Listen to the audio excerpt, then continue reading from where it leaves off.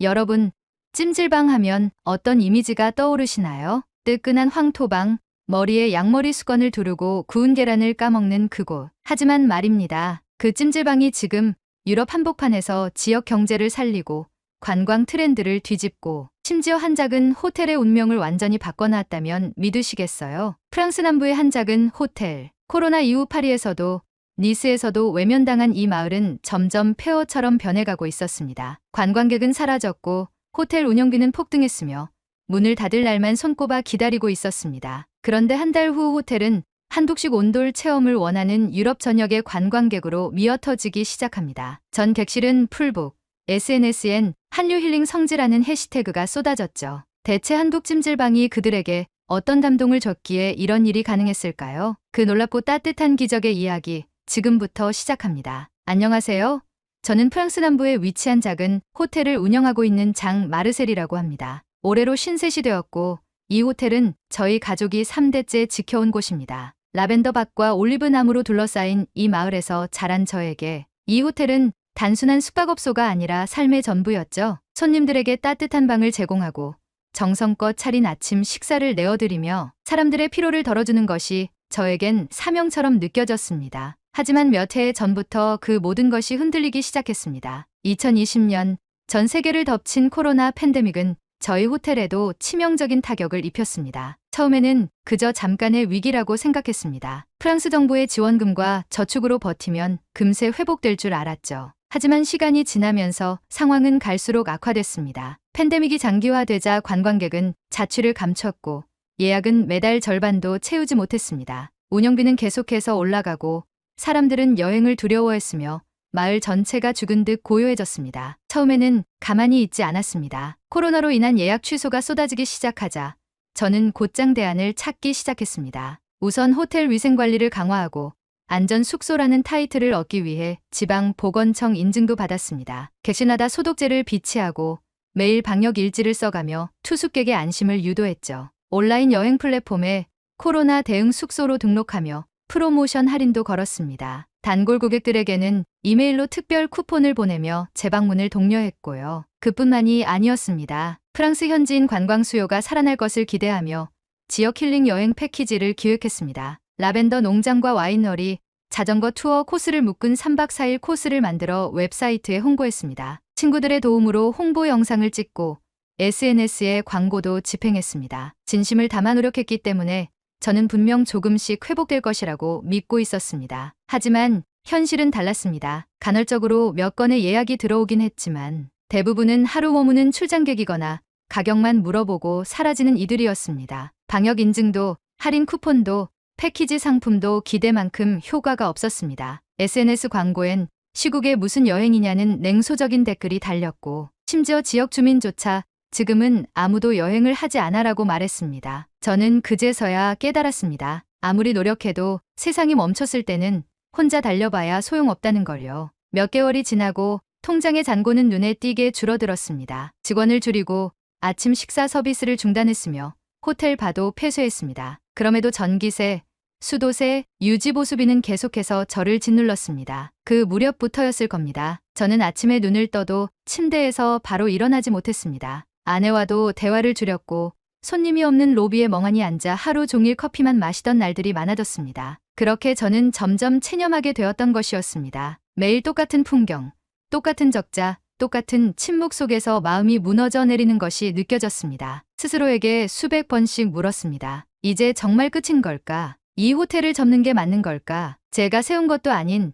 할아버지 때부터 지켜온 이 공간을 제 손으로 닫아야 하는 걸까? 무겁고 고요한 질문들이 마음을 짓눌렀고 그 질문에 대한 대답은 언제나 막막한 침묵뿐이었습니다. 그러던 어느 겨울밤이었습니다. 폭설이 내려 마을 전체가 조용히 잠긴 듯한 그날, 저는 늘 하던 대로 로비 벽난로 앞에 앉아 있었습니다. 텅 빈 호텔은 낡은 시계 소리만 들릴 뿐이었고 제 손엔 습관처럼 따라 놓은 와인잔이 있었습니다. 뭔가 따뜻한 것이 그리웠습니다. 몸도 마음도 얼어붙은 듯했고 눈앞의 현실이 너무 낯설고 잔인하게 느껴졌습니다. 그 고요한 절망 속에서 저는 무의식적으로 노트북을 켰고 유튜브에 힐링이라는 단어를 검색했습니다. 그렇게 우연히 스쳐 지나가듯 본 영상 하나, Korean Traditional Sauna. 처음엔 별 생각 없이 클릭했지만 화면에 펼쳐진 풍경은 전혀 낯설면서도 이상하게 끌리는 무언가가 있었습니다. 뜨끈한 바닥에 옹기종기 누운 사람들, 수건을 머리에 둘둘 감은 모습, 다들 조용히 앉아 계란을 까먹거나 식혜를 마시며 나른하게 시간을 보내고 있었죠. 그런데 그 장면들이 묘하게 따뜻해 보였습니다. 말없이 몸을 쉬고 있는 사람들의 표정 속에는 놀랍도록 깊은 평온함이 있었고, 낯선 그 문화 속에서 저는 이상하게도 위안을 느꼈습니다. 그 순간 영상 속 한 외국인의 말이 제 귀에 박혔습니다. 한국 온돌 사우나는 신비한 공간입니다. 여기에 오면 마치 다시 태어나는 기분입니다. 그 말이 제 가슴을 쿵 하고 울렸습니다. 그 밤 이후 저는 한국의 찜질방 문화에 대해 더 알고 싶어졌습니다. 궁금했습니다. 왜 이 사람들은 단지 따뜻한 방에서 쉬는 것만으로 그렇게 만족해하는 걸까? 그래서 다음날 아침 호텔 사무실에 앉아 찜질방 관련 다큐멘터리, 여행, 후기, 블로그 글들을 닥치는 대로 읽기 시작했습니다. 그곳엔 단순한 시설이 아닌 사람의 마음을 다독이는 어떤 힘이 담겨 있었던 것입니다. 온돌이라는 전통 난방 방식부터 황토로 만든 방, 소나무 장작의 향, 땀을 흘리고 나서 마시는 시원한 음료로 느끼는 정서적 안정감까지, 저는 그 모든 것이 단순히 편안함을 넘어서 문화적인 치유라는 감각으로 느껴졌습니다. 그리고 그 순간 내리막길에서 멈춰선 저의 발끝에 작은 불씨 하나가 떨어졌습니다. 이걸 우리 호텔에 도입해 볼 수는 없을까? 처음엔 황당한 생각이었습니다. 프랑스 마을 한복판에서 찜질방이라니요. 하지만 제 안의 직감은 확고했습니다. 지금껏 제가 시도했던 것과는 완전히 다른 사람의 몸과 마음을 치유하는 공간. 이건 단순한 숙소가 아니라 경험을 파는 형태일 수도 있다고 말이죠. 그렇게 저는 조심스럽게 계획을 세우기 시작했습니다. 처음엔 전면 리모델링이 아닌 작게라도 시도해보기로 했습니다. 호텔 안쪽 늘 비어있던 2개의 작은 객실을 선택했습니다. 이곳을 한국식 온돌 찜질방 스타일로 바꿔보기로 한 겁니다. 무작정 시작한 건 아니었습니다. 저는 현지의 인테리어 전문가와 상의하고 한국의 난방 시스템 관련 자료도 최대한 수집했습니다. 전통 온돌을 완전히 재현하는 건 현실적으로 무리였지만 전기 온돌 패널과 황토 타일, 나무 소재의 미니멀한 디자인으로 최대한 분위기를 구현하려 했습니다. 벽에는 한지 느낌의 조명을 달고 바닥은 손님이 맨발로 누웠을 때 뜨끈하게 데워지도록 설계했습니다. 게다가 찜질복도 직접 한국 쇼핑몰에서 주문했습니다. 식혜와 구운 계란은 파리의 아시안 마켓에서 재료를 구해 직접 제조해봤고, 익숙하지 않던 맛이지만 제겐 어딘가 모르게 정겨웠습니다. 그렇게 몇 달의 준비 끝에 온돌 힐링 룸이 마침내 완성되었습니다. 작은 방 2칸에 불과했지만 그 안엔 제가 마지막으로 걸어보는 희망이 담겨 있었습니다. 그리고 드디어 그 공간을 세상에 공개할 날이 왔습니다. 처음 며칠은 당연히 별 반응이 없었습니다. 사진은 나름 정성껏 찍었고 설명도 진심을 담았었지만 좋아요는 몇 개, 댓글은 거의 없었습니다. 한류 힐링이라는 문구가 이 지역 사람들에게는 생소했을지도 모른다고 생각했습니다. 저는 그냥 그래도 해볼 만큼은 해봤다는 마음으로 조용히 지켜보기로 했습니다. 솔직히 말하면 그저 다음 달 고정비라도 어느 정도 메울 수 있다면 다행이라는 심정이었죠. 그러던 어느 날 오후 리셉션 데스크에 한 젊은 여성이 나타났습니다. 그녀는 여행객처럼 보였고 체크인하면서 눈에 띄게 피곤한 표정을 지었습니다. 근처에서 와이너리 투어를 하다가 지쳤는데 우연히 이 호텔 이야기를 봤어요. 따뜻한 곳에서 하루 쉬고 싶어요. 그녀는 온돌 힐링 룸 중 하나에 묵게 되었고 체크인 당시만 해도 저는 그저 또 한 명의 손님이려니 생각했습니다. 그런데 다음날 아침 그녀가 프런트에 와서 말했습니다. 이건 정말 대단한 경험이었어요. 온몸이 풀리는 기분이 들었고 밤새 그렇게 푹 잔 건 몇 달 만이에요. 혹시 사진 좀 찍어도 될까요?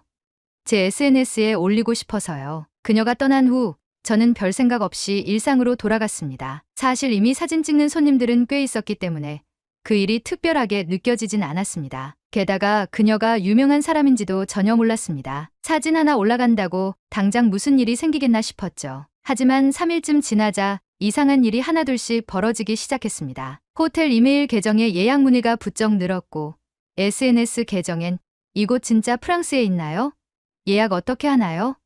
같은 메시지가 쏟아지기 시작했습니다. 처음엔 그저 우연의 일치겠거니 했지만 계속해서 알림이 울리고 하루에도 몇 통씩 전화를 받게 되면서 저는 이상하다는 생각이 들었습니다. 그러다 우연히 한 고객이 이런 말을 했습니다. 그 여성분 인스타그램 보고 왔어요. 여행 콘텐츠 보는 걸 좋아하는데 그분이 이 호텔 찜질방을 너무 좋게 소개해서 꼭 와보고 싶었어요. 그제야 저는 그녀의 계정을 찾아보게 되었습니다. 그녀는 팔로워가 수십만 명에 달하는 유명한 유럽 여행 인플루언서였고 그녀가 올린 포스팅에는 이렇게 적혀 있었습니다. 진짜 힐링이 필요할 때 난 이곳을 선택할 거예요. 프랑스에 있지만 마음은 한국에 다녀온 기분입니다. 사진 속 그녀는 찜질복을 입고 온돌 위에 누워 있었고 옆에는 구운 계란과 식혜가 놓여 있었습니다. 조명은 따뜻했고 분위기는 고요했으며 전체적으로 그 장면은 마치 한 편의 명상 같았습니다. 덕분에 오랜만에 호텔은 예약이 밀려들었고 다시 활기를 찾게 되었습니다. 저는 그 이후 감사한 마음으로 하루하루를 보냈고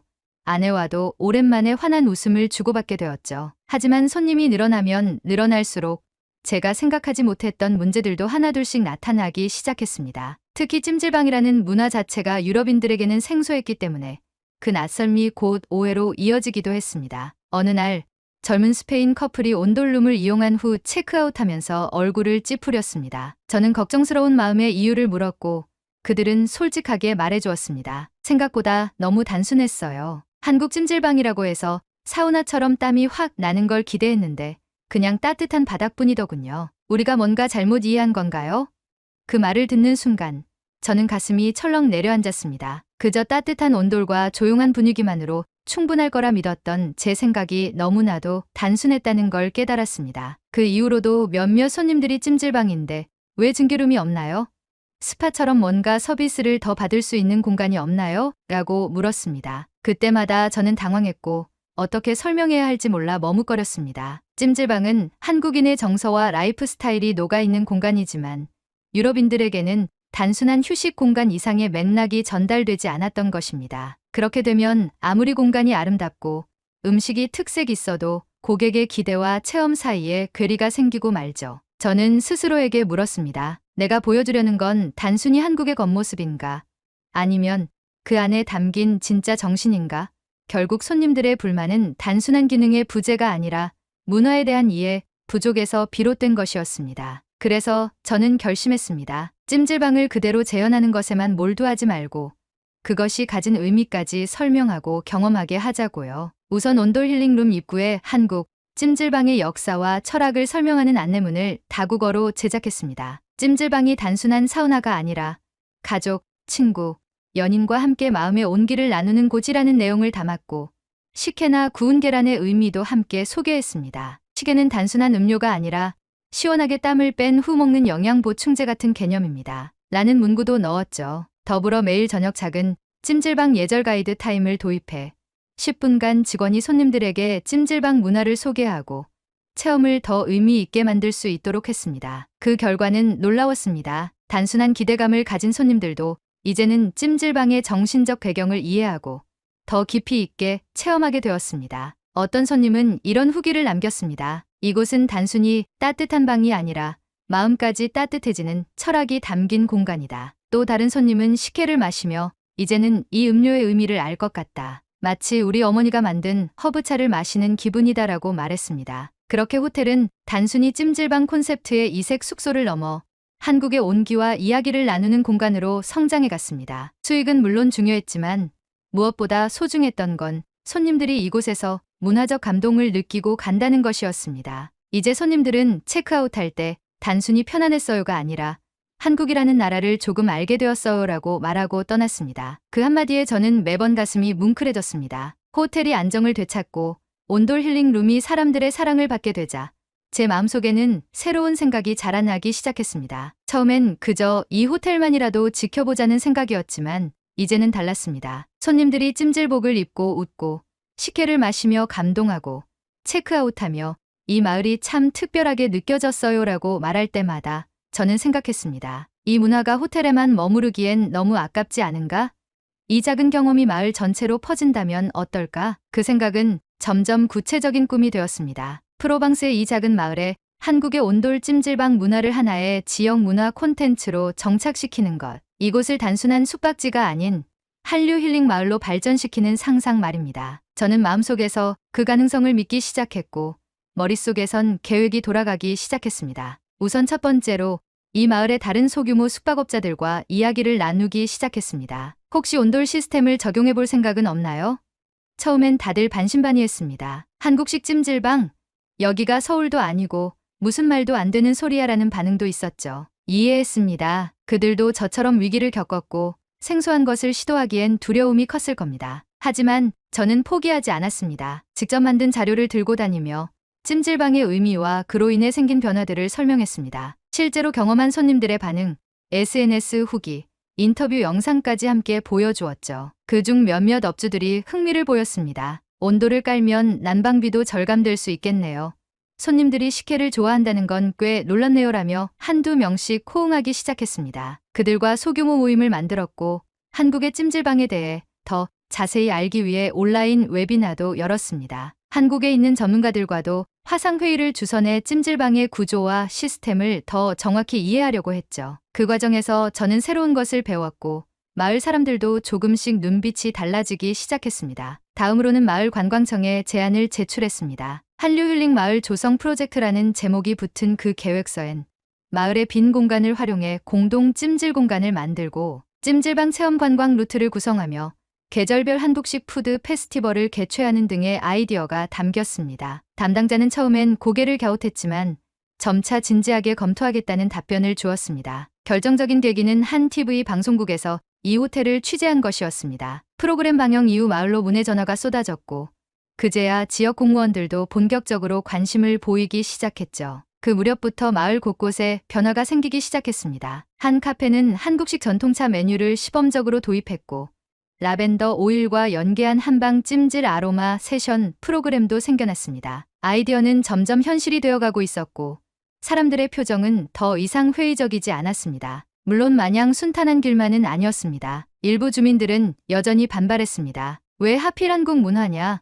우리는 우리 전통이 있는데 동양 문화로 마을이 변질될 수 있다는 우려의 목소리도 있었습니다. 저는 그들과 자주 만나 설명했습니다. 이건 전통을 대체하는 게 아니라 함께 공존하는 것이라고. 온돌은 단지 난방 방식이 아니라 함께 쉬는 공간을 만드는 철학이며 찜질방은 인간관계와 공동체를 회복시키는 문화라고 말이죠. 그러던 어느 날 한 마을 주민이 저에게 다가와 말했습니다. 솔직히 난 처음엔 반대했어요. 그런데 우리 딸이 이 호텔에 묵고 찜질방에서 그렇게 편안하게 웃는 걸 보고 생각이 바뀌었어요. 당신 말이 맞아요. 사람들에겐 쉼이 필요해요. 그리고 이 문화는 우리 마을을 따뜻하게 만들고 있어요. 그 말을 듣는 순간 저는 눈물이 날 뻔했습니다. 그건 제가 꿈꾸던 변화의 진짜 시작이었고 이 마을이 하나의 온돌처럼 사람들의 마음을 데우는 공간이 될 수 있다는 확신을 준 말이었습니다. 계절이 몇 번 바뀌었습니다. 봄이 오면 호텔 앞 라벤더는 다시 보랏빛 향기를 품고 여름이면 떼약볕 속에서도 온돌방의 따뜻함을 그리워하는 손님들이 찾아옵니다. 이제는 찜질복을 입고 라운지에서 식혜를 마시는 모습이 낯설지 않고 오히려 이 마을의 일상이 되었습니다. 로비에서는 다양한 언어가 오가고 리셉션 데스크 한편엔 한국 힐링 문화체험 안내문이 진열되어 있습니다. 사람들은 이곳을 온돌 힐링 마을이라 부르기 시작했고 지역 매체에 이어 전국 방송에서도 취재 요청이 오고 있습니다. 이 모든 변화 속에서 제 삶에 가장 큰 영향을 준 건 다름 아닌 한국이라는 나라 자체였습니다. 찜질방이라는 문화를 통해 한국을 접했지만 시간이 지나며 저는 그 안에 담긴 정신을 조금씩 이해하게 되었습니다. 단지 뜨끈한 방에서 땀을 흘리는 것, 이상의 의미, 곁에 있는 사람과 조용히 시간을 나누고 따뜻한 음식을 함께 먹으며 마음을 녹이는 그 정서 말입니다. 어느 날 한국에서 온 한 가족이 저희 호텔을 방문했는데 그중 어머니가 조용히 제게 다가와 말했습니다. 여기서 우리 집 냄새가 나요. 따뜻한 바닥,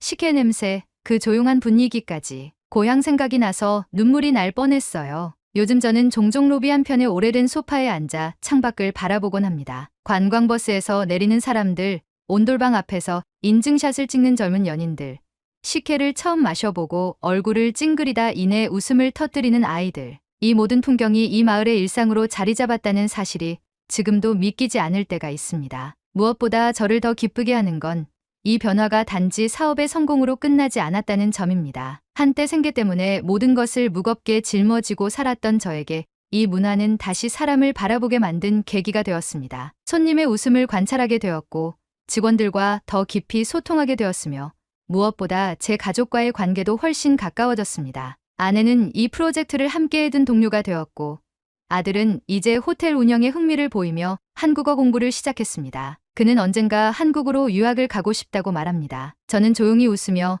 언젠가 너도 이 따뜻함을 직접 체험해 보길 바란다고 말하곤 하죠. 이제 저는 더 멀리 보고 있습니다. 언젠가 마을과 자매결연을 맺을 수 있는 한국의 도시를 찾고 싶습니다. 문화교류 프로그램도 열고 싶고 한국에서 찜질방 관련 장인들을 초청해 워크숍도 열어보고 싶습니다. 단지 손님을 유치하기 위한 전략이 아니라 진정한 문화적 교류의 장을 만들고 싶습니다. 그렇게 이곳이 유럽 속 작은 한국의 쉼표로 남기를 바랍니다.